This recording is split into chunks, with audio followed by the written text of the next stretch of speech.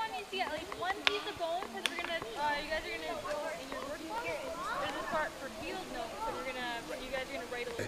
I started teaching a paleontology option, and with that course and the regular grade 8 science, which included study of fossils and geology and so on, I used to take my students out to different areas and field trips.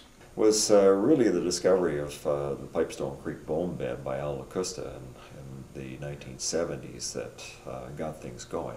I started taking some students to Pipestone Creek, I guess, in 1971, 72, somewhere in there. So it had to be 1973 when I had discovered it. Al Lacusta in the early 70s, being a high school teacher, wandering along a creek on a summer day, noticing bones. I had a friend from Calgary visiting me, and we decided to go to Pipestone for a winter roast, actually. And so I wandered up the creek with him because he was a science teacher as well, and I had started to show him some of the plant fossils that were there.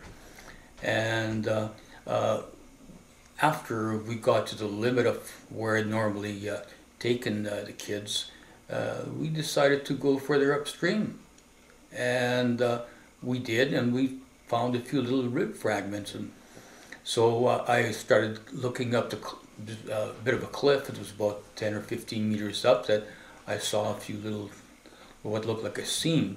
So I clambered up this, and lo and behold, I found a vertebra, found a fragment of a thigh bone, a femur, and a few other odds and ends. And of course, it's rather exciting. So we gathered those up and eventually sent them in for identification. Al Lacusta actually ended up with an excavation permit, a provincial government excavation permit, to legally remove from the ground those fossils. I didn't have a permit to be excavating, so I started doing that. And that took quite some time. It took about 1.5 years before I received a permit because of all the red tape I had to go through in the different jurisdictions that were involved and so on. And the actual work that I had done on excavating was in the fall of 1973, most of 1974, 1975. It might have been the last year or beginning of 76. And that was about all that I was able to do.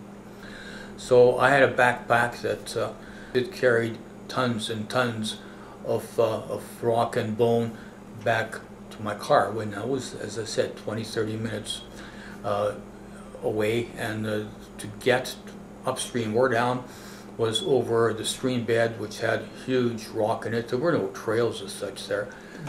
The volunteers who helped carry this stuff out weren't bothered in the least. I mean, they were all excited about carrying this out because a lot of it was material that they had found or I had found, but it was dinosaur bone. It was really fascinating stuff.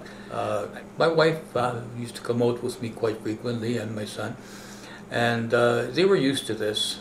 My wife would limit how much I could load in her backpack, and often I would choose to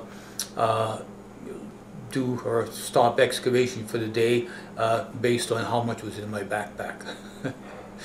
Well, when I brought this material home, I couldn't wait to get at it. Oftentimes as soon as I would get home, I'd start washing it up and whatnot. I wouldn't even bother eating until it was done. A rich bone bed is often described as 1 bone per square meter. This area had 100 per square meter, and they're all stacked on top of one another in depths of up to perhaps half a meter. In the 1980s, we did several years of excavations at Pipestone Creek. And these excavations ultimately showed us that this was one of the richest bone beds we'd ever seen anywhere. The density of the bone in the bone bed and the thickness of the bone bed suggested that this was a mass death site. Very interesting, and it gave us for the first time good information on a range of ages of one single dinosaur species. As it turned out, that species is a new one to science. So it is Pachyrhinosaurus, but the species itself hasn't been reported previously, so that was exciting as well. So yes, it has quite an impact, and I guess to think that I had a lot to do with it to start with, it really makes me humble.